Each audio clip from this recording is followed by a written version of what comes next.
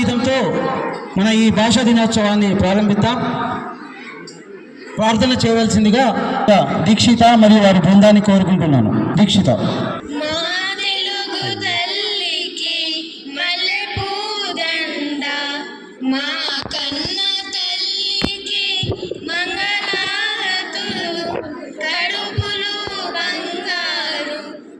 చూపులో కరుణ, చిరునవ్వులో సిరులు దొరలించు మా తల్లి.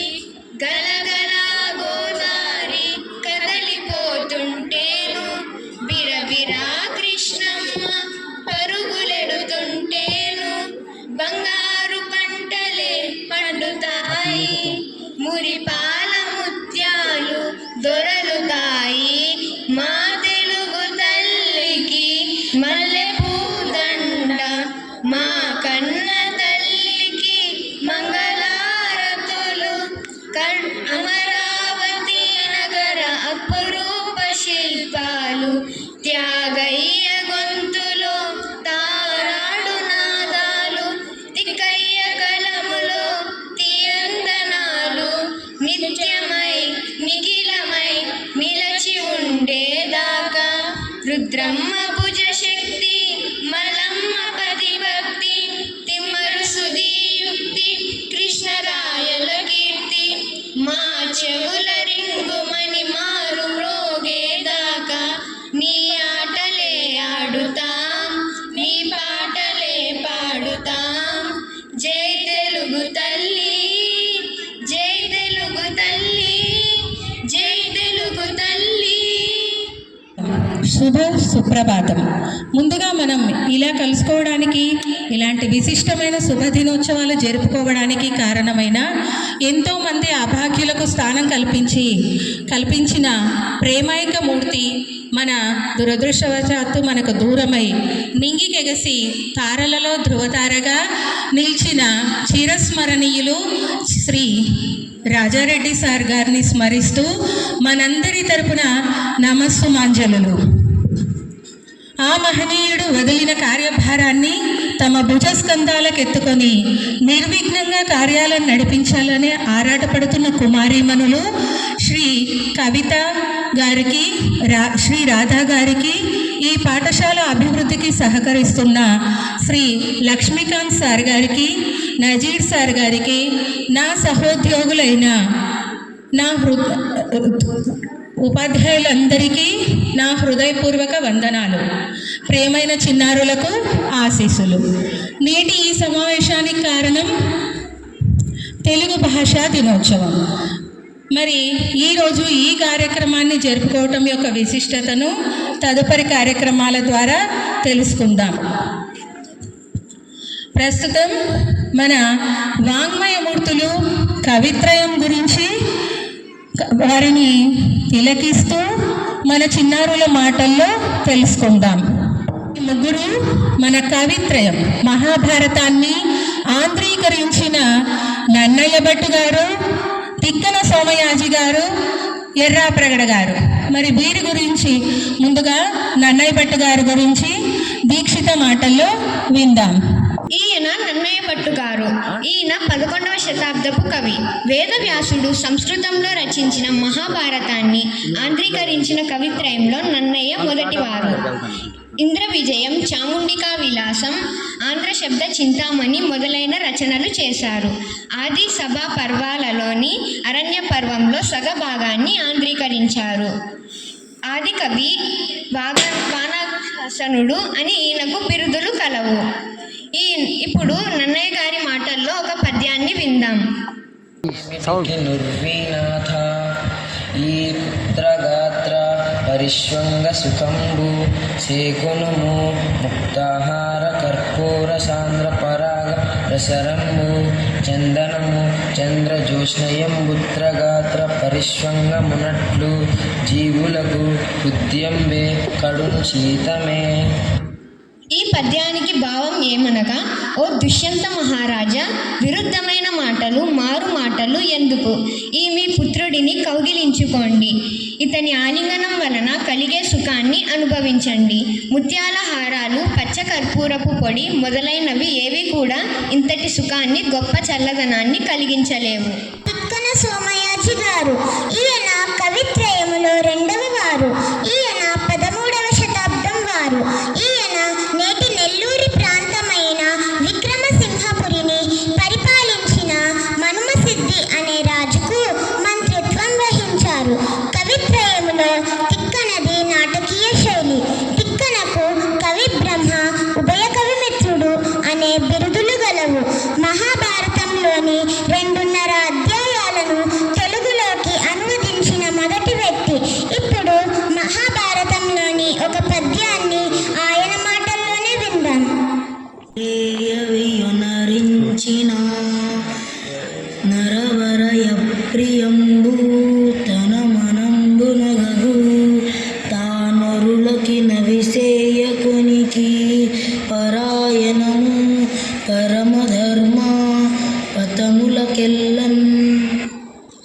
ఈ పద్యానికి భావమేమనగా, ఓ రాజా, ఇతరులు ఏ పని చేస్తే మనసుకు బాధ కలుగుతుందో ఆ పని తిరిగి తాను ఇతరులకు చేయకుండటమే అన్ని ధర్మ మార్గాలలోనూ గొప్పది.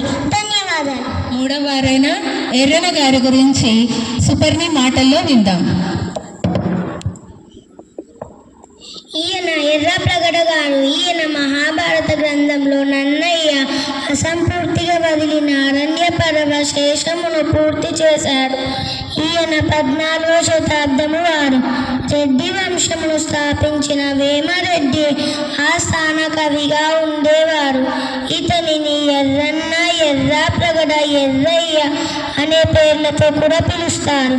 రచన శైలి సరళ సుందరం. ఈయన ప్రబంధ పరమేశ్వరు, శంభోదాసులని బిరుదులు కలవు. ధన్యవాదాలు. పాతకములు సువే క్రోధ లోభములు శుభ్రతాత్మ వాణి రెంటి జయించిన వాడు కాని ఎందు పరమ ధార్మికులని ఎన్నబడడు. పద్యానికి భావమేమనగా, అన్ని పాపముల కంటే కోపము, అత్యాశ అనేవే గొప్ప పాపములు.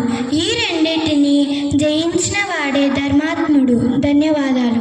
వీరి గురించి 10వ తరగతి విద్యార్థి హర్షిత్ ద్వారా మనం తెలుసుకుందాం. వెంకటరామూర్తి గారు తెలుగు వ్యవహారిక భాష పితామహుడు. గ్రాంధిక భాషలో ఉన్న తెలుగు సాహిత్యాన్ని ప్రజల వాడుక భాషలో తీసుకువచ్చి నిత్య వ్యవహారంలో ఉన్న భాషలోని అందాన్ని, ఫీలును తెలియజెప్పిన మహనీయుడు. ఈయన ఉద్యమం వలన ఏ కొద్ది మందికో పరిమితమైన చదువు వ్యవహారిక భాషలోకి మారి అందరికీ అందుబాటులోకి వచ్చింది. ఇంతకు వ్యవహారిక భాష, గ్రాంధిక భాష అంటే ఏమిటో తెలుసా? ఇక్కడ మనకు పరిచయమైన కవిత్రయం గారులు చెప్పినటువంటి పద్యాలు పోలిన వంటివి గ్రాంధిక భాష. దీనినే సాహిత్య భాష అంటారు. ఆనాటి కాలంలో సాహిత్య భాషకు మాట్లాడే భాషకు ఎక్కువ తేడా ఉండేది కాదు. ప్రస్తుత కాలంలో మనం మాట్లాడే భాష వ్యవహారిక భాష అంటారు. దీనినే ఆధునిక భాష అని కూడా అంటారు. 19వ శతాబ్దం చివరి నుంచి ఈ ఆధునిక భాష కవిత్వం మొదలయ్యింది. ఆధునిక కవులలో ప్రముఖులైన శ్రీ సిరివెన్నెల సీతారామ శాస్త్రి గారు మొదలుగా వారి కవితలను మన స్నేహితుల ద్వారా విందాం. ఈయన సిరివెన్నెల సీతారామ శాస్త్రి గారు. అసలు పేరు చెయంబోలు సీతారామ శాస్త్రి గారు. అయితే 1986 సంవత్సరంలో సిరివెన్నెల సినిమాతో సినీ రంగం ప్రవేశం చేశారు. 2019 సంవత్సరంలో సిరివెన్నెల భారత ప్రభుత్వం చేత పద్మశ్రీ అవార్డును అందుకున్నారు. ఈయన రాసిన ఒక కవితను ఇప్పుడు మన స్నేహితుడు జె రామ్ చరణ్ మాటలలో విందాం. అందరికీ శుభోదయం. నా పేరు రామ్ చరణ్. నేను 8వ తరగతి చదువుతున్నాను. ఇప్పుడు నేను సిరివెన్నెల సీతారామ శాస్త్రి గారి కవిత చెప్పబోతున్నాను. ఎప్పుడు ఒప్పుకోవద్దురా ఓటమి, ఎప్పుడు వదులుకోవద్దురా ఓరిమి, నొప్పి లేని నిమిషమేది జననమైన మరణమైన జీవితాన అడుగడుగున నీరసించి నిలిచిపో నిమిషమైన నీది కాదు బ్రతుకు అంటే నిత్య ఘర్షణ. ఎప్పుడూ ఒప్పుకోవద్దురా ఓటమి, ఎప్పుడూ వదులుకోవద్దురా ఓరిమి. దేహముంది, ప్రాణముంది, సత్తు ఉంది, నెత్తురుంది. దేహముంది, ప్రాణముంది, సత్తు ఉంది, నెత్తురు అంతకన్నా సైన్యముండు. ఆశ నీకు అస్త్రము, శ్వాస నీకు స్వస్త్రము, ఆశయం సారథమురా. ఎప్పుడూ ఒప్పుకోవద్దురా ఓటమి, ఎప్పుడూ వదులుకోవద్దురా ఓరిమి. ధన్యవాదములు. రావో తెలుగువాడా, పాడరావో తెలుగువాడా, పాడరా మన తెలుగువాడా, పాడరా మన తెలుగు తేజపు భవ్య చరితల దివ్య గీతము. పాడరా ఓ తెలుగువాడా, కథన రంగమునందు మెరిసిన కాకతీయుల ఖడ్గతే, శత్రువునెదిరి పోరిన వనిత రుద్రమ యుద్ధ పటిమ. కథన రంగమునందు మెరిసిన కాకతీయుల ఖడ్గ తేజము, వదరు శత్రువునెదిరి పోరిన వనిత రుద్రమ యుద్ధ పటిమ. కోదమ సింగము పగిది నురికిన బాలచంద్రుని బాహుదర్పము, పొంగజేయద మేని రక్తము, పొంగజేయద నీదు హృదయం. పాడరా ఓ తెలుగువాడా, పాడరా ఓ కలిమిరేడా, పాడరా ఓ తెలుగువాడా. కరువు గనులు నదులు జలముల పసిడి పంటలు పెళ్లి విరియు, సిరియు సంపద వెళ్ళి విరిసడి స్వర్గ తుల్యము చేసుకుందము. 6 కోటల తెలుగు బిడ్డల ముక్త కంఠములొక్క పెట్టున, జయము జయమని తెజవు తల్లికి విజయ గీతికలాలపించగా. పాడరా ఓ తెలుగువాడా, పాడరా ఓ కలిమిరేడా, పాడరా మన తెలుగు తేజపు భవ్య చరితల దివ్య గీతము. పాడరా ఓ తెలుగువాడా. ధన్యవాదాలు. అలా ప్రాథమిక స్థాయిలో మాతృభాషలో మన మాతృభాషను బోధిస్తున్న మాతృ సమానురాలైన మాధవి మేడం గారిని తమ ప్రసంగం ద్వారా ఈ తెలుగు భాషా దినోత్సవం యొక్క ప్రాధాన్యతను తెలుసుకోవడానికి సాదరంగా ఆహ్వానిద్దాం. తెలుగు భాషా దినోత్సవ శుభాకాంక్షలు. తెలుగు అనే పదంలోనే ఎంతో మాధుర్యం ఉంది కదా. తేనెలొలుకు భాష మన తెలుగు భాష, అమ్మదనం నిండిన కమ్మదైన భాష మన తెలుగు భాష. ఆగస్టు 29 ఈ తేదీకి ఒక ప్రత్యేకత ఉంది. వ్యావహారిక భాష ఉద్యమకర్త అయినటువంటి గిడుగు వెంకట రామ్మూర్తి పంతులు గారి పుట్టినరోజు. గ్రాంధిక భాషలో ఉండే పాఠ్యాంశాలను వాడుక భాషలోనికి మార్చాలని ఎంతగానో కృషి చేసిన వారు గిడుగు వెంకట రామ్మూర్తి పంతులు గారు. తెలుగు భాషకు ఆయన చేసిన కృషి చిరస్మరణీయమైనది. ప్రతి విద్యార్థికి సులువైన పద్ధతిలో పాఠ్యాంశాలు ఉండాలనే ఉద్దేశంతో ఉండాలని ఆలోచించి మనం ఇంట్లో మాట్లాడే భాష, బడిలో మాట్లాడే భాష వేరువేరుగా ఎందుకు ఉండాలి అని అనుకొని వాడుక భాషలోనే పాఠ్యాంశాలు ఉండాలని గిడుగు వెంకట రామ్మూర్తి పంతులు గారు ఉద్యమం చేశారు.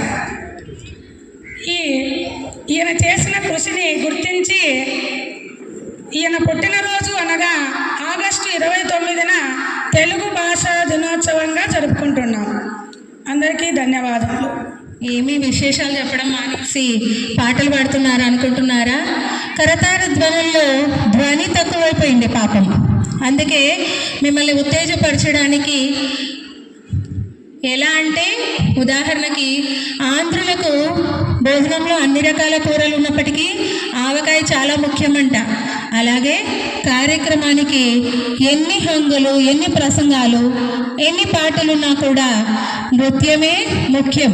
అందువల్ల మన ఆతృతను అర్థం చేసుకొని మనల్ని అలరించడానికి సిద్ధంగా ఉన్నారు మన 7వ తరగతి విద్యార్థినులు. వారి చిన్న నృత్య ప్రదర్శన కోసం వాళ్ళని స్వాగతిస్తాం.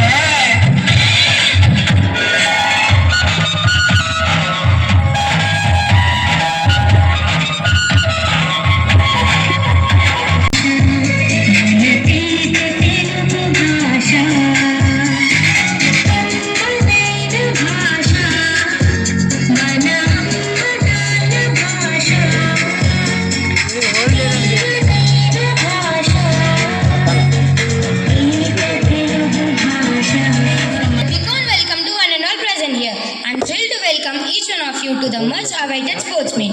I'm here to appreciate and encourage the spirit of sportsmanship and excellence displayed by our talented athletes. It is an absolute honor to introduce Kavita ma'am, Radha ma'am and Sandhya ma'am, who are esteemed, accepted our invitation and presented themselves. My sincere welcome to our academic officiate Lakshmi Khan sir, in-charge principal Nazir sir and primary in-charge Shweta ma'am, all teachers and all my friends to this memorable meet from the bottom of my heart. I would like to take this opportunity to welcome Department of Physical Education ballers behind this illuminating event. Now on this note, let Pujaites take over the stage. Thank you all. 9th grade. I am Aditya. Today we are going to tell about Major Dhyan Chand. Major Dhyan Chand was born on 29th August 1905. He was an Indian field hockey player. He is widely regarded by many as the greatest field hockey player in world history. He was known for his extraordinary ball control and goal scoring feats, in addition to earning 3 Olympic gold medals in 1928, 1932 and 1936. During an era where India dominated field hockey, His influence extended beyond these victories as India won the field hockey event in 7 out of 8 Olympics from 1928 to 1964. He was known as the wizard or the magician of hockey for his super ball control. Chand played internationally from 1926 to 1949, where he scored 570 goals in 185 matches, according to his autobiography. Goals and over 1,000 goals in his entire domestic and international career. BBC called him the hockey's equivalent of Muhammad Ali. The government of India awarded Chand India's third highest civilian honor, the Padma Bhushan, in 1956. His birthday, 29 August, is celebrated as National Sports Day in India every year. India's highest sporting honor, Major Dhyan Chand Khel Ratna Award, is named after him. Thank you and have a nice day.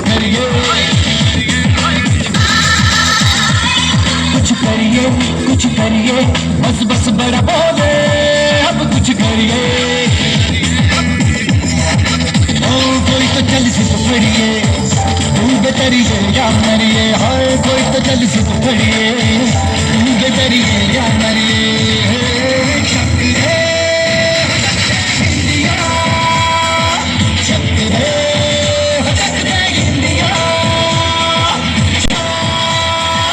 शक्ति है India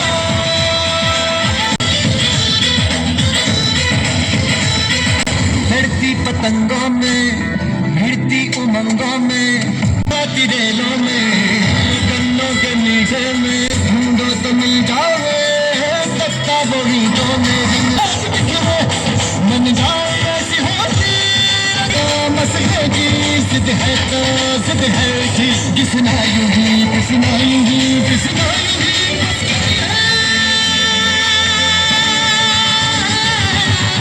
कोई तो चल सिर्फ बढ़िए तुम बेतरिए या मरिए हाँ कोई तो चल सिर्फ बढ़िए तुम बेतरिए या मरिए शक्ति है इंडिया शक्ति है इंडिया शक्ति है India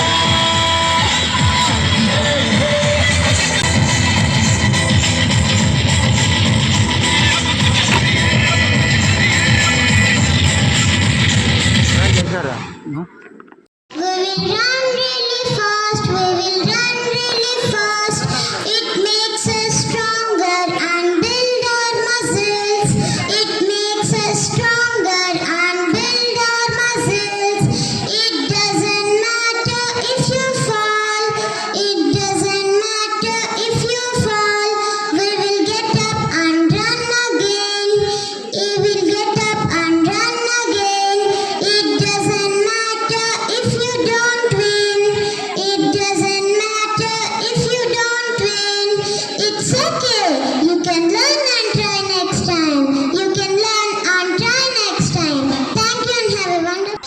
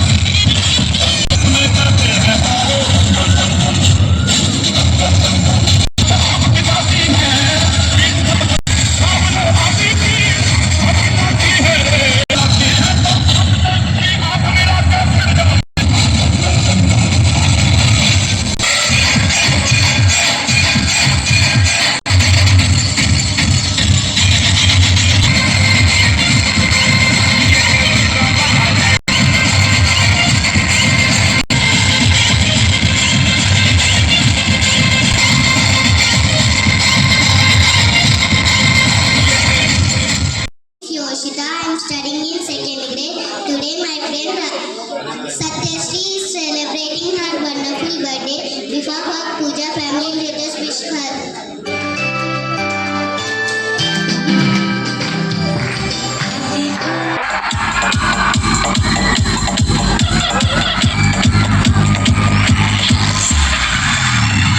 Come on, Jaya, come on.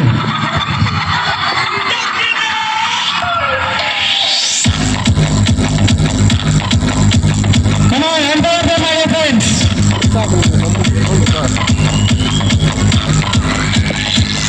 Guys, no sound, guys.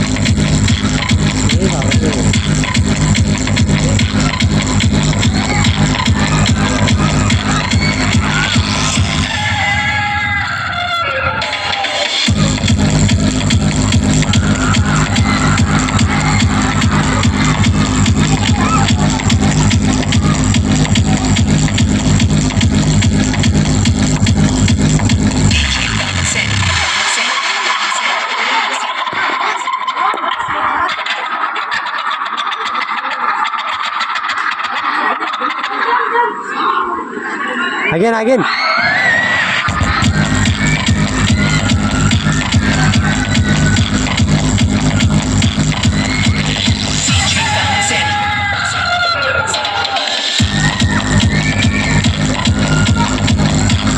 Hey!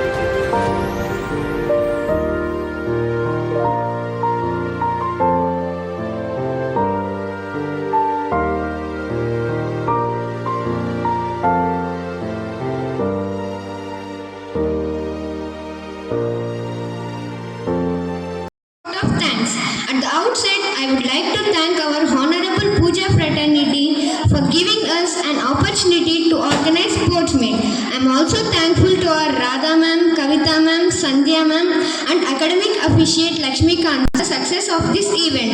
I thank the referees from the bottom of my heart for taking out some time for I express my heartfelt thanks to all the teachers who inspired us, organizers, coordinators, volunteers and my friends.